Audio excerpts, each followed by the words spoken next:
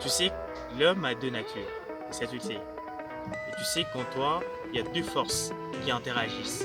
Tu sais qu'en toi, il y a deux formes d'énergie, de force qui cherchent l'une à être au-dessus de l'autre. Ça tu le sais bien. Ou soit tu n'en as pas conscience, je te l'ai dit. Il y a deux formes de force en toi qui se font la guerre et l'une cherche à prendre les dessus sur l'autre. Et c'est quoi ces genres de forces? Quelles sont ces forces-là?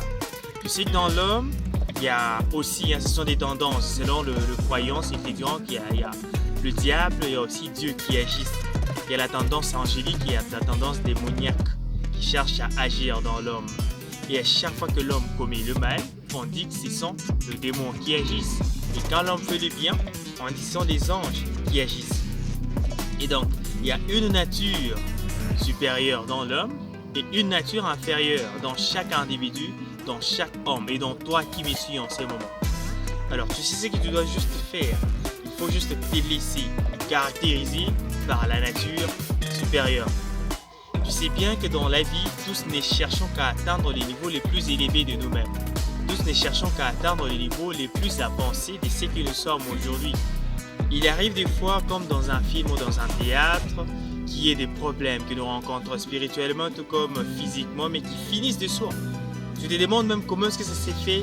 J'ai résolu le problème, j'ai résolu la situation, tu demandes. Mais au moins tu dois savoir qu'en toi, il y a une force supérieure et une force inférieure qui agissent. Et à chaque fois quand l'homme s'identifie à la force supérieure, il y a un caractère. Et quand l'homme s'identifie à la force inférieure, il y a toujours un caractère. Essaye de voir, quand tu cherches toujours à prendre à chaque fois, tu cherches toujours à tout posséder. Et là, c'est la force inférieure qui agit. Tu vois?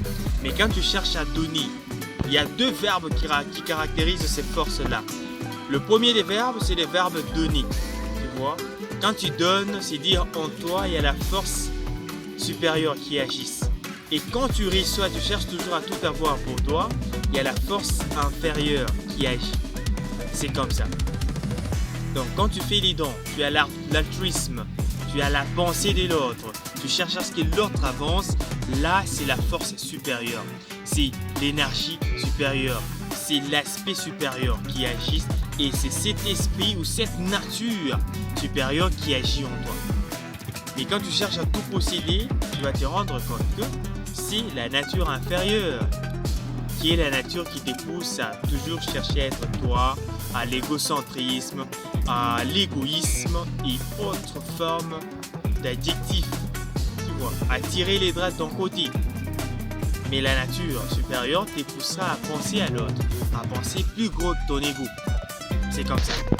Donc cherche à te caractériser à la nature supérieure, celle qui te pousse à donner, celle qui te pousse à penser à l'autre, celle qui te pousse à être au même pied d'égalité que l'autre.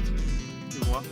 Donc penser à l'autre comme quand tu penses à toi, donner à l'autre comme quand tu donnes à toi-même.